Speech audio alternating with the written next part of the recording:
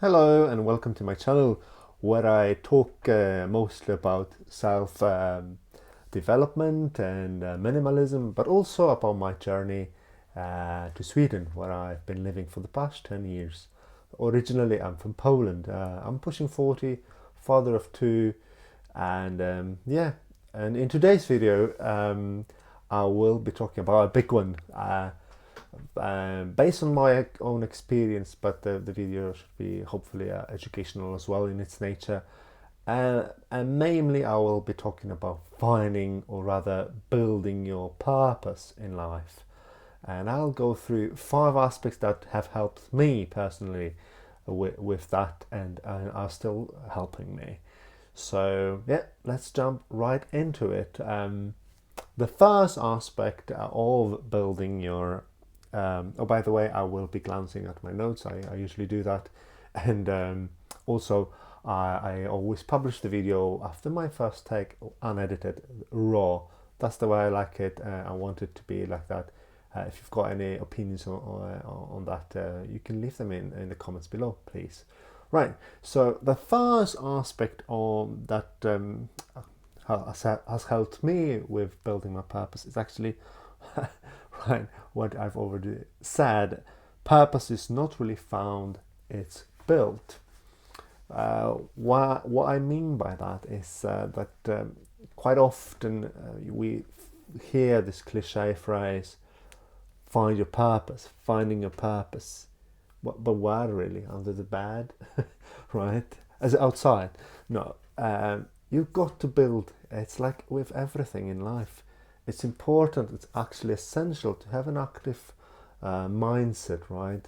And what it doesn't have to be, and it shouldn't be overwhelming. So don't think that that you will find, or not find, or build your purpose just in one day or tomorrow or next month. No, it can take time. Patience is important while building your purpose. So you have to give yourself time, and also it shouldn't be overwhelming. Baby steps, making just a small progress towards your goal, whatever you want to achieve a daily, adds up, over time. It's this compounding effect this effect that you can hear when it comes to investing, but with money and so on, but also investing in yourself with time, with positive changes, no matter how small, every day. They add up, and in the end, you're a new person. Before you know it, you sort of perhaps build your purpose. And also, it's the journey that matters. So it's important. Perhaps while building your purpose, you've already found it before you even realize it. That's the beauty of it. So it's very important. That's why I chose it as number 1. Now, number 2. Glance at that. Right, take action over thinking. Right, we humans, and also depends on the personality we have.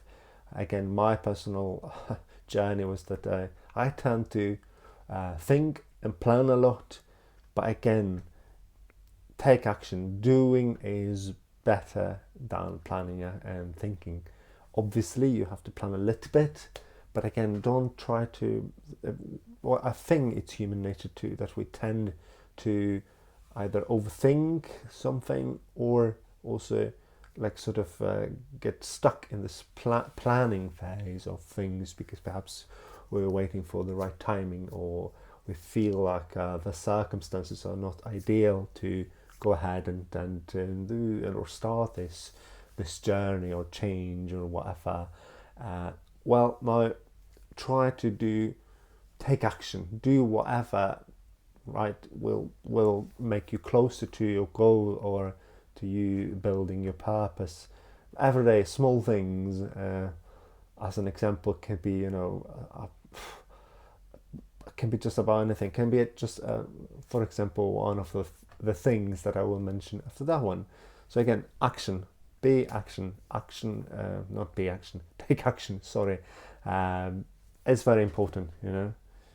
Doers rule the world. I've heard somewhere a quotation that it's not the IQ, it's sort of like perseverance, doing the thing, grit, right? Go there and do things, right? The third aspect that helped me sort of with building my purpose is I'm quite a huge fan of journaling, and when it comes to right, sort of taking care of your mind and so on. But in this case, it's very essential. If you have no idea how you can build your purpose, what area you should go for, so I always say journal. Have a notebook and a pen. Again, journaling, I always recommend doing it by hand because the mind reacts to it more seriously. We use the motor skills, with your hand while thinking what we are writing down. So both hemispheres of our mind are at work, and therefore we're also more likely to again take seriously whatever we're writing down. Journal every day. Again, don't make it too overwhelming. That's the key aspect. So journal maybe just a few words is enough every day.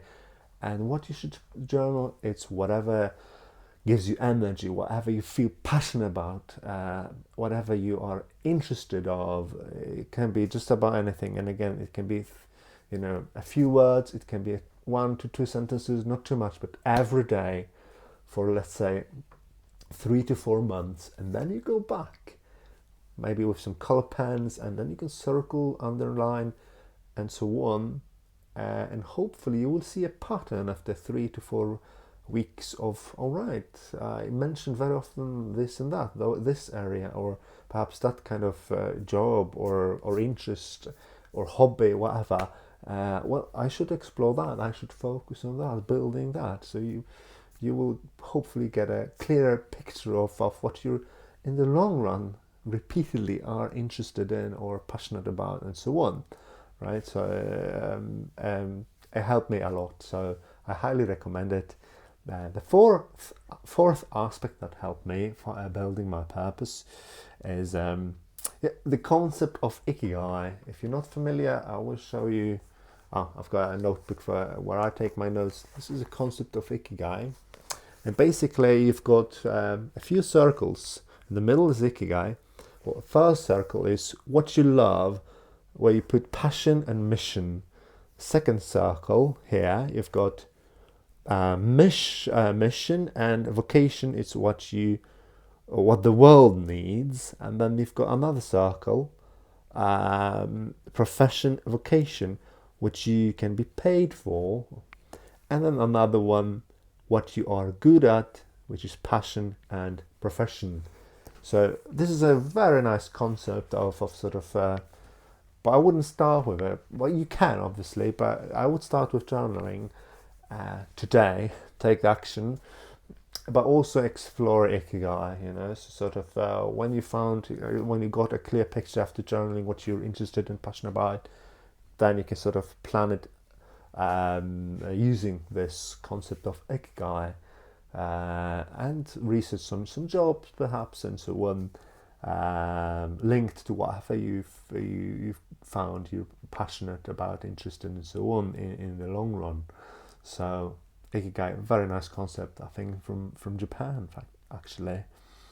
All right, the fifth aspect that helped me building my purpose, and hopefully will help you, is purpose changes over time, as we do, right?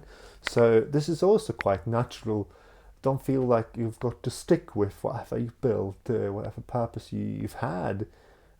There's a theory that every 7th year we sort of every cell in our body has changed, so we're completely a brand new person, at least when it comes to at the cell level, and that holds true to us as humans, and our thoughts and our ambitions and interests and so on. It's a journey. We live, we change. Change is inevitable, right?